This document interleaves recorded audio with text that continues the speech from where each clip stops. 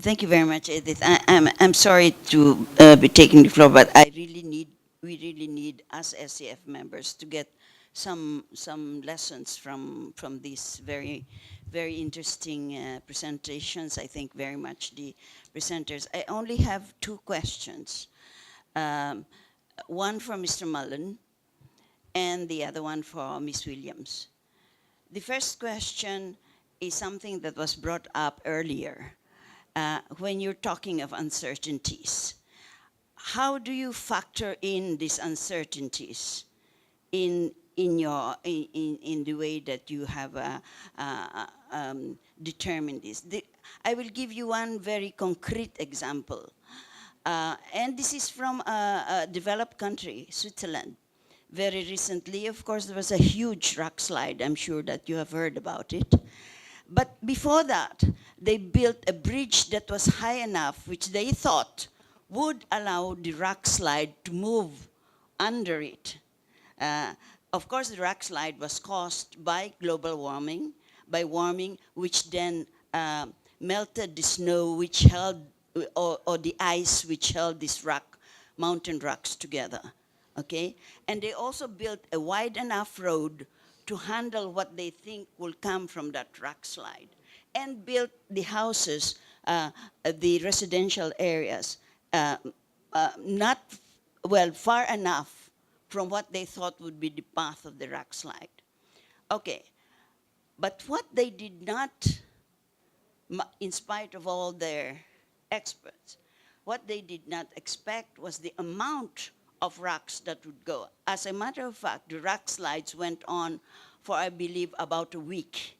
It didn't go. At first, it did work. It went under the bridge and did not, well, practically not hurt everybody except some residents. But then later on, it continued, and that was unexpected, that it would continue. The same thing is happening in the Col de Fouilly, also in Switzerland.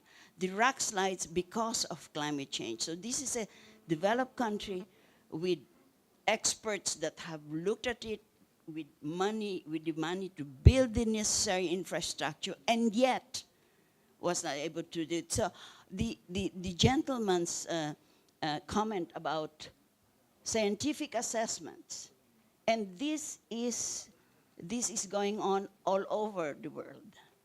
In India, the drought, and then the consequent flooding, because the land could no longer, soil could no longer, so dry, it could no longer hold the water. How do you factor in this one? The second question is to Ms. Williams, and that question is, beautiful matrix, fantastic, you know. But can you apply the same thing to, let's say, Fiji and Sudan? How do you grade them? You know, the question is, are you asking them?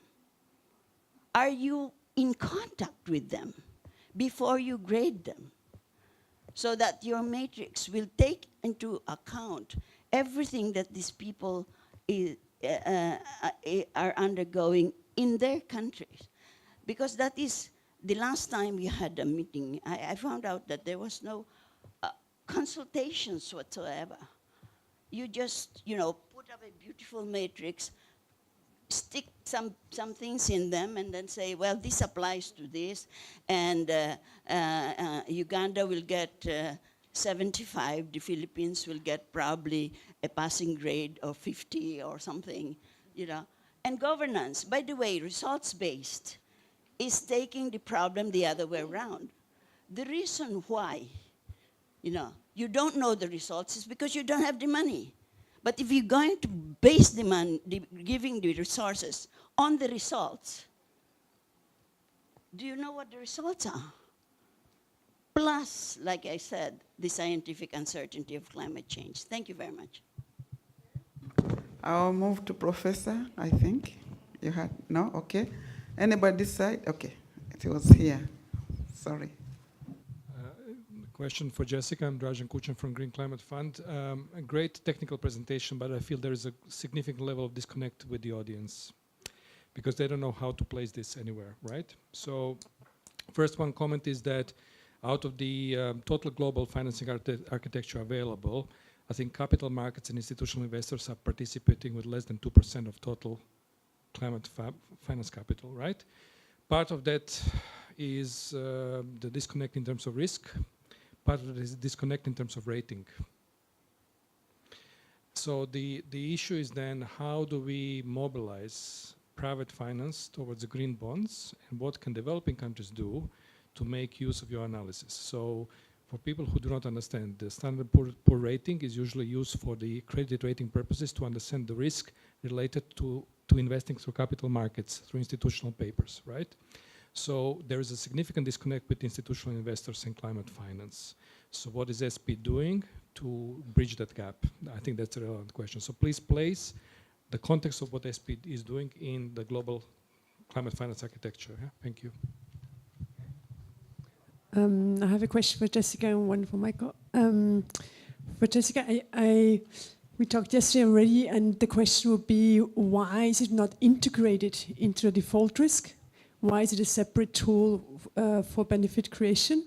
I think this is very important because we're working with the Sure Standard with the Chinese credit rating agency, where we try to integrate ESG criteria into the default risk analysis. That was the first question. And the second would be, could you explain a bit more about the feedback you got on separating adaptation and mitigation? I think that's a very interesting methodology you use there. And what are the reasons for separating those? And what could be the benefits in putting them together, actually? And for Michael, we touched upon green infrastructure and nature-based solutions shortly, or I think Fariha did that. And you mentioned the topic again. I think it's a topic we should talk a bit more about, nature-based solutions in infrastructure, because it could be a cost-saving methodology for adaptation. Thank you.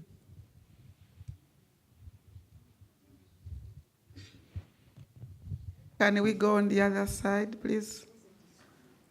Okay. Gentleman here. Thank you. My question goes to Mr. Moulin. When you told us about infrastructure needs, the amount of 95 trillion between 2015 and 2030, some decision makers will be afraid of that amount. When we talk about resiliency, we should talk about the amount which relates to resiliency. It is important. Second aspect, what I asked this question yesterday, what about the conservation of existing infrastructure? It's an important aspect to adapt the existing infrastructures to climate change. My second question goes to, it's about grading countries. To grade countries, we need to value their infrastructure assets. How do you value infrastructure assets of countries? Thank you. Yes, here, and then I'll move behind.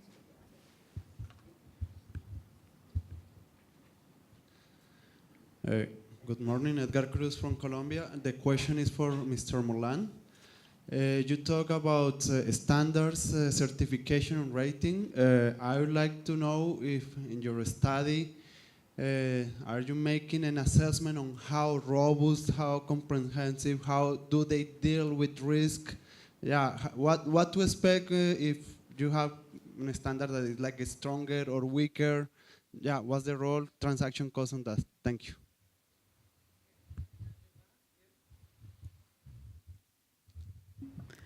Yes, there's Randy, I think. Oh.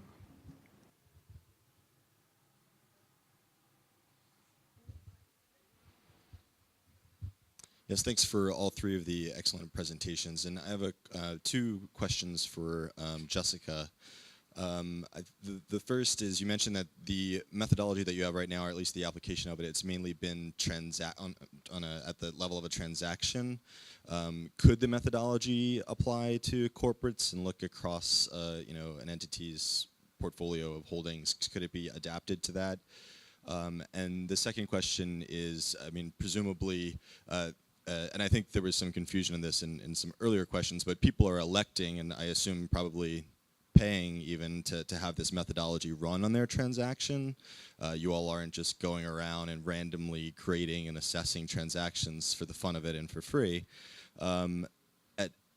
So far, what are the type of actors that you've seen coming to you all, and what do you think the potential growth for that is?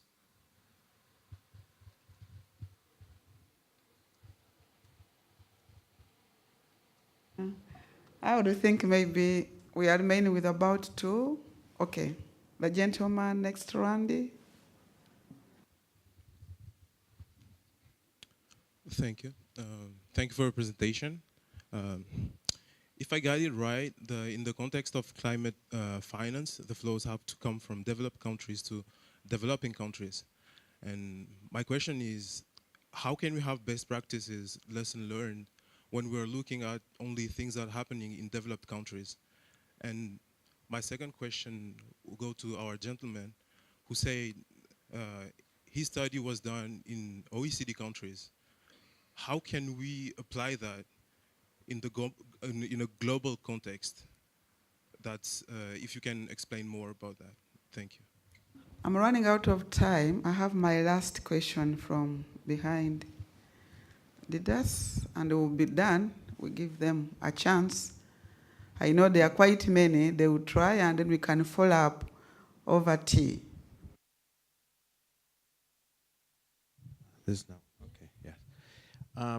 This is a question addressed to Ms. Williams. My name is Ramon Custodio. I'm from Honduras.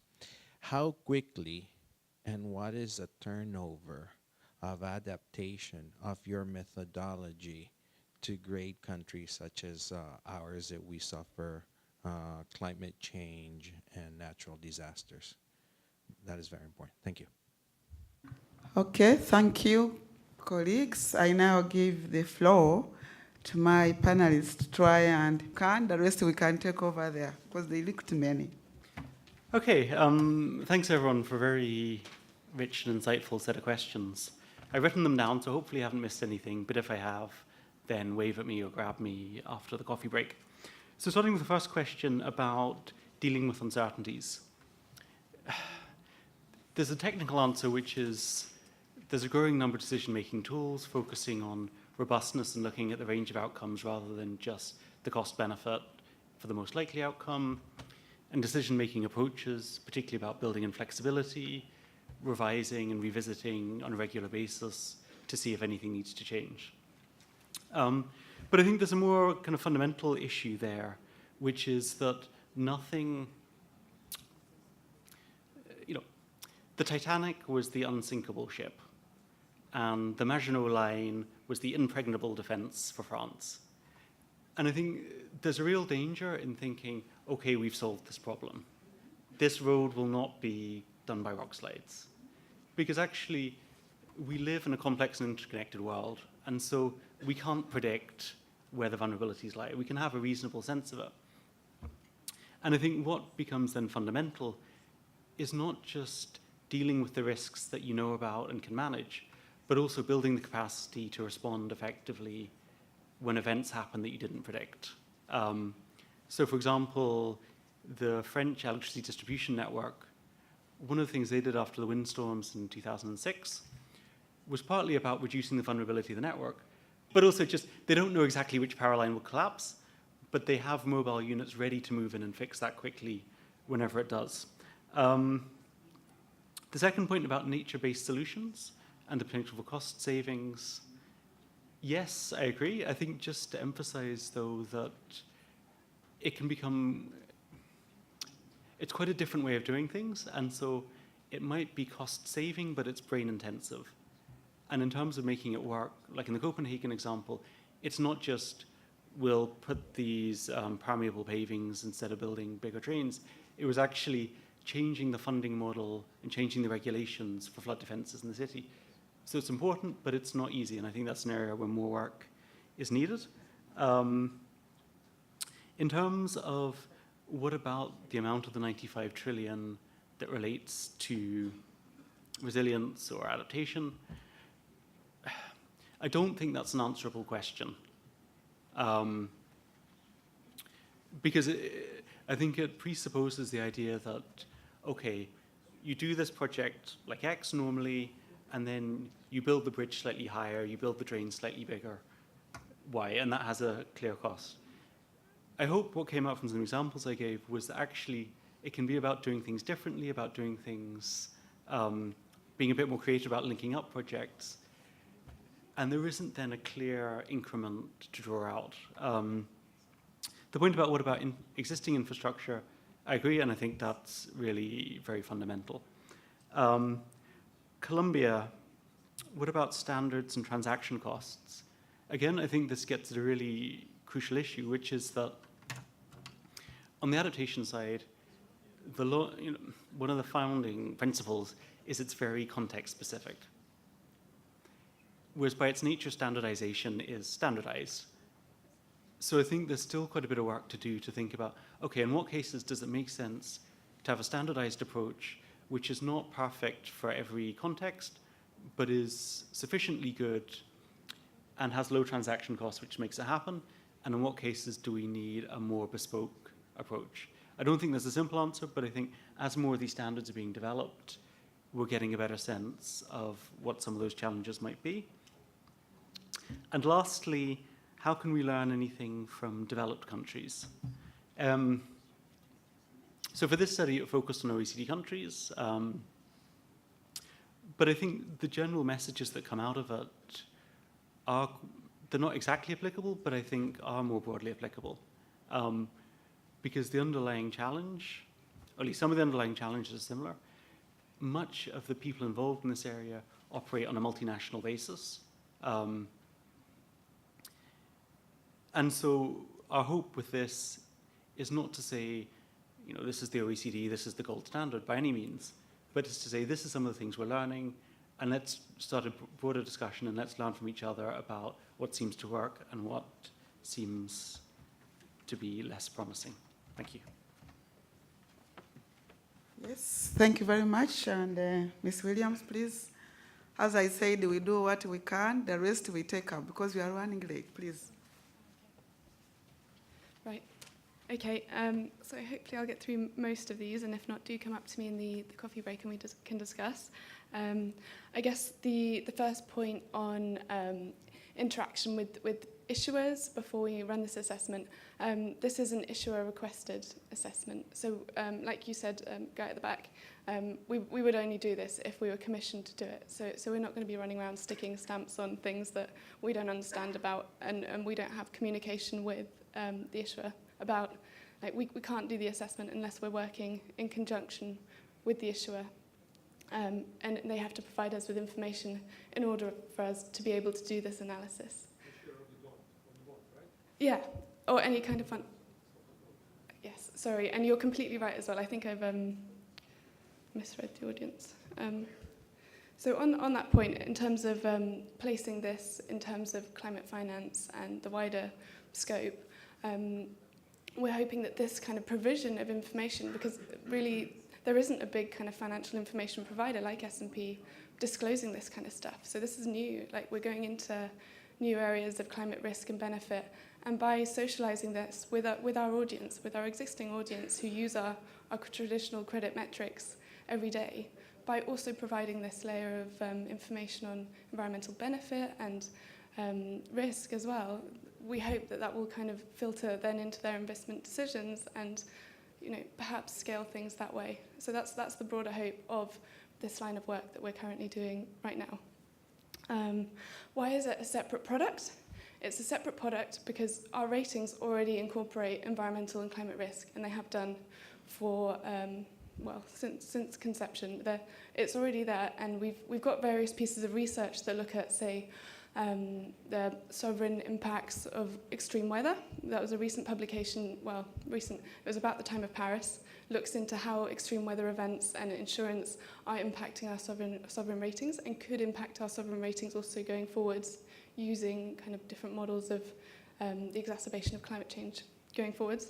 Also in our corporate ratings, we've published a paper that outlines over the period 2013 to 2015, we're currently doing the update now, how exactly did climate and environmental factors filter into our traditional credit ratings? And so those incidences came up about 300 times, where they were material to the change in rating. I can provide you with that as well if you're interested in that point. So the answer to that again is the tool assesses environmental benefit. This product that I've outlined to you today looks at relative environmental benefit. It's not it's not something to do with our traditional ratings because they already look at climate environmental risk. So this is benefit, that is risk. And then also, can we apply this to Fiji and Sudan? Yes, if Fiji and Sudan were, say, issuing bonds, or because this is applied to the financing level. So if we had a financing issued by Fiji and Sudan, absolutely we could look at that. And then why is it at the financing level? And that is just how it's been designed. We wanted to provide investors with an idea of the environmental impact of different financial instruments in order to help them decide where to put their money. We are actually also looking at a broader ESG assessment for the corporate level, but that's going to take a little while to develop, but it's in the pipeline. Yeah, and then I guess the grading countries and valuing infrastructure, perhaps come and talk to me in the break and we can discuss that. I'm not a sovereign analyst, I'm a corporate analyst, so I will actually need to put you in touch with some of the guys from the sovereign team if that's okay. Thank you. Okay. Colleagues, we've had an interesting morning. And can you join your hands together to thank our presenters, 3 of them?